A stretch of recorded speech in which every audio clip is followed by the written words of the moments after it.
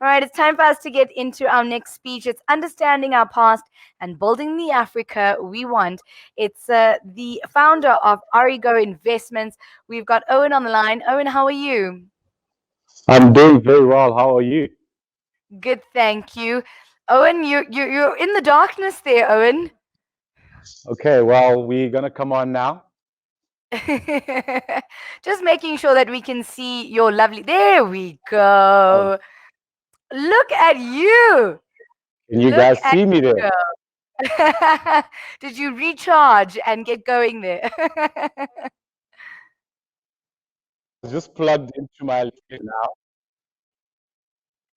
Shall we get going? All right, Owen. I can see you. You can get going. It's all yours, sir. Okay. Wakanda Makanda. I'd expect to hear a bit of an applause after that grand entrance. Okay. Thank you all. Many of you might be asking, well, what's that? What's Wakanda Makanda?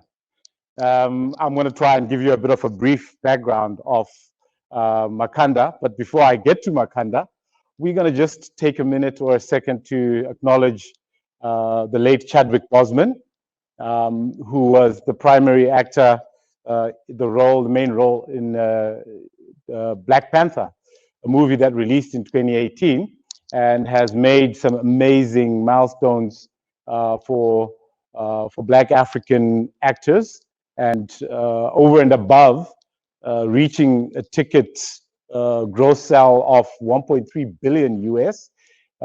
This movie inspired many young Africans, many Africans around the world, whether it's African Americans in the US or Africans split across all 55 countries on the continent.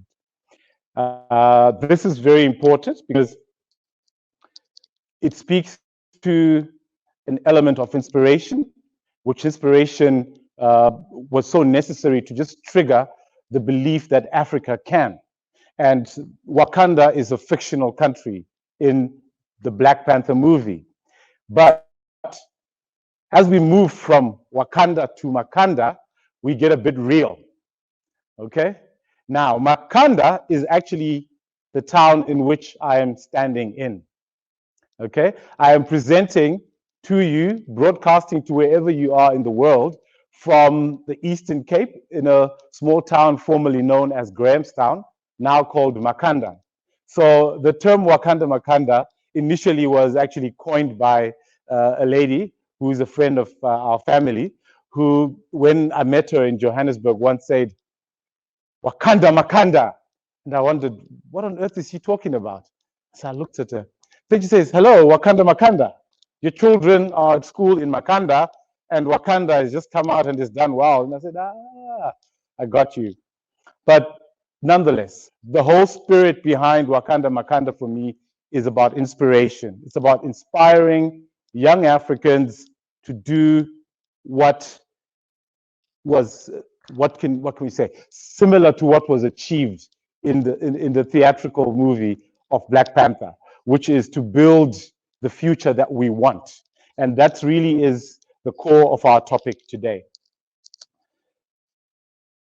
Okay, within the movie, amazing cast.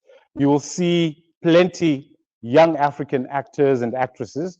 Chadwick Boseman having been the main actor, the Black Panther, Michael B. Jordan, who was known as Killmonger, Lupita Nyong'o. But what was amazing, you even have Trevor Noah. It's a phenomenal cast. But what was amazing about this cast was the breadth of that cast and how well Black Africans are represented across that movie. What was also exciting is, you know, we often look at Africa as Black. It's not Black. We have a very good mix of races and colors on this continent. So Andy Serkis, who was Claw, is white and he's African. And so many great things about this movie showcase the diversity of our continent. Trevor Noah comes from South Africa, from one of the townships, and you know him on the show, the comedy show, and he was the voice of one of the main characters in that movie. Okay, moving on. So, the topic today is understanding our past and building the Africa we want. And I'm going to focus a little bit on African Union Agenda 2063. Now, Smarter Mobility Live Africa 2020 is, trying to emulate and showcase the possibilities of what smarter mobility means on the continent, what the EV opportunities are, what the ecosystem opportunities are. So part of the conversation that I've heard since yesterday, everybody's trying to understand what is the electric vehicle fit. Is there a real opportunity for electric vehicles in Africa? Agenda 2063, the Africa we want. That's actually a thing. It's not just a showcasing of graphics. I'll give you a bit of background within a minute about what Agenda 2063 is. My presentation is going to cover a few areas. We're going to talk about African history very briefly and building the Africa we want, pretty much covering what the African leaders agreed within the context of the African Union and the African Union Commission, what African people want to see. 55 countries across the continent, all independent, but still grappling to work together for a greater cause. Then we have the fourth industrial revolution. What does this mean for us? And how is the 4IR going to impact industrialization and development? We will chat a little bit about intra-Africa trade and promotion, and we'll talk about what different organizations are doing across Africa to improve intra-Africa trade. Then we will get to the question of the electric vehicle fit. Is it a catalyst for industrialization? We'll chat a little bit about the research and development opportunities, the mining and mineral processing opportunities, chemical production, battery production, lithium-ion battery production to be more specific, energy storage, and electric vehicles. And you'll notice that I left electric vehicles right to the very end there, simply because there's such a small component of the entire ecosystem. So we got to have to look at this as an ecosystem. And we'll chat a little bit about what Arigo is doing. Okay, a little bit about Africa's timeline. So I don't know how many of you knew this, but between 5 to 7 million years ago, the first humans arrived or emerged across various parts of Africa. And we are known as the motherland. So mankind, and I think if my daughter had an opportunity to say that it's not mankind, it's people kind or humankind. Humankind will have emerged from Africa.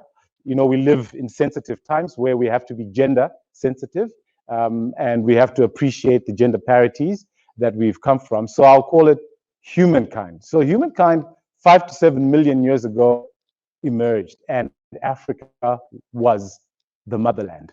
Again, it doesn't say Africa was the manland, it was the motherland. Okay, so we are giving it to the ladies.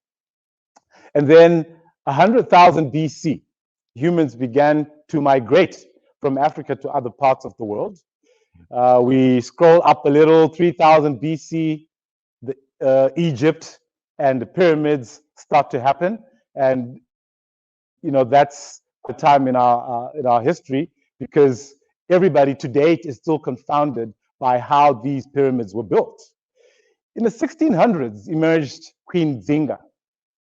I can't wait to see a movie about Queen Zinga. She was an Angolan queen, and she amazed the continent, she amazed the world, because she became a leader within an African within a part of Africa, which was at that point in time predominantly male dominated. She had brothers who really didn't want to see her succeed, and she came through, and Queen Zinga is a historic icon in our history. We then had the slave trade between the 1600s, 1700s, and the 18th centuries. Around the 18th centuries, Chaka Zulu emerged, You might familiarize with this spear.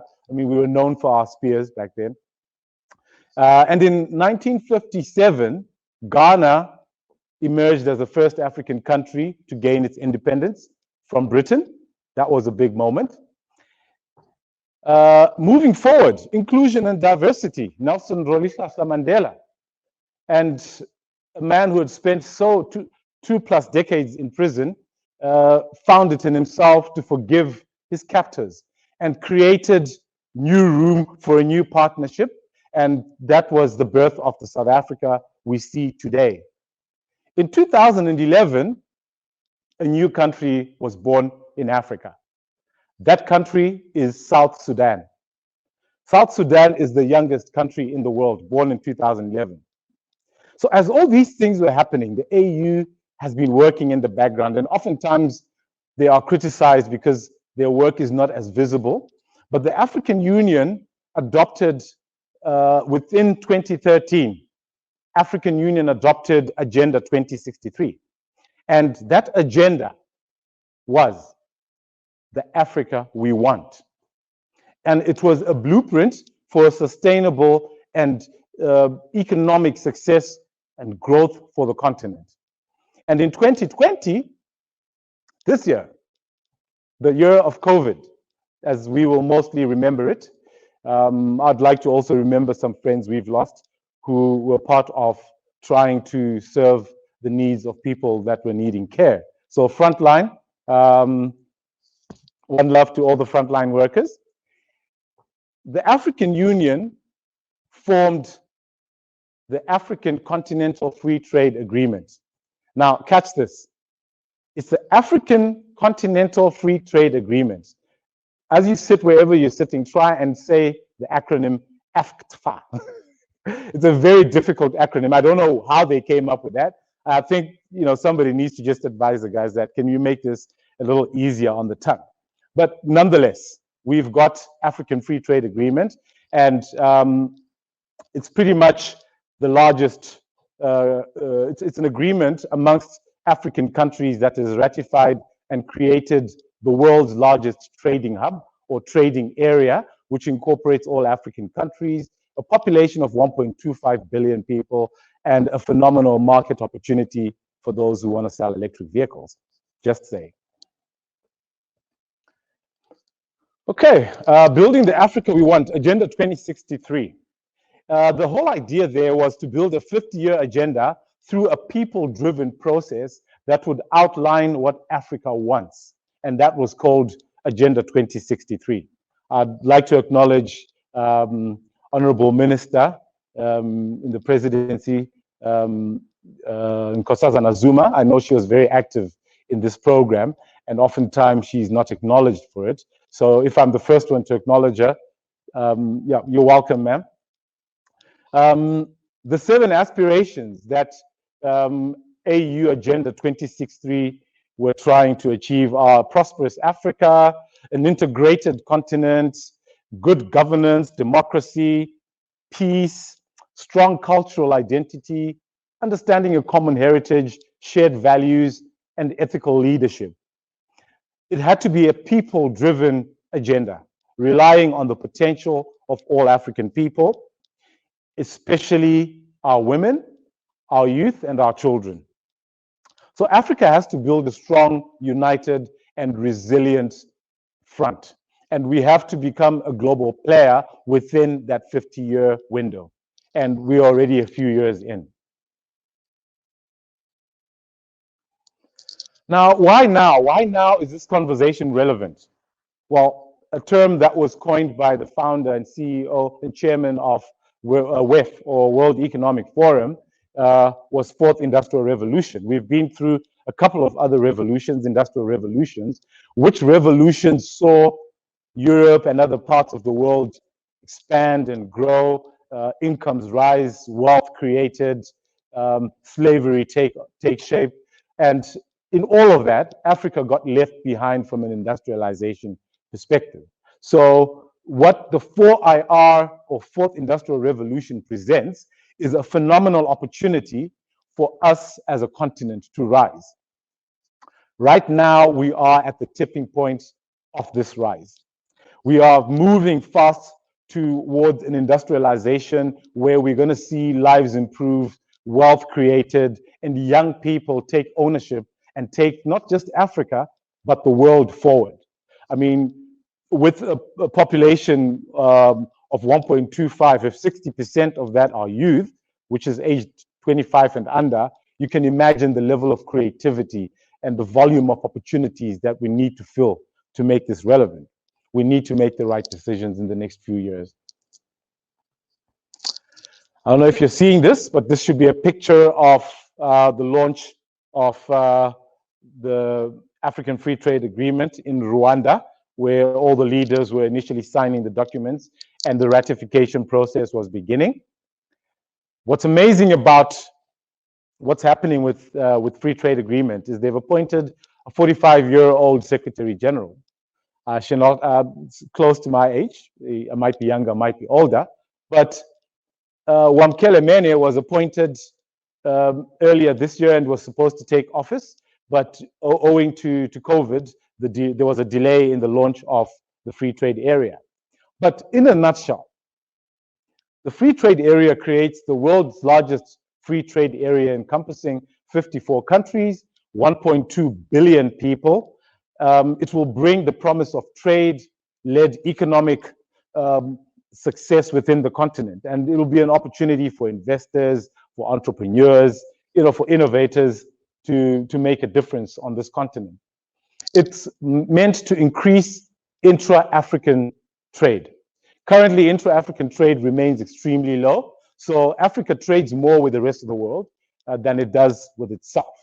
So there's more trade moving out of Africa with China, the US, Europe, possibly South America and Australasia.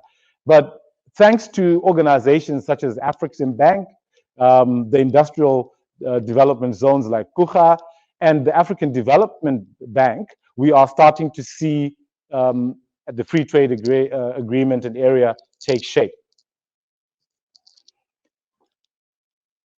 Just around 2010, a gentleman by the name Cobus Mering, a South African entrepreneur, established the Jewel.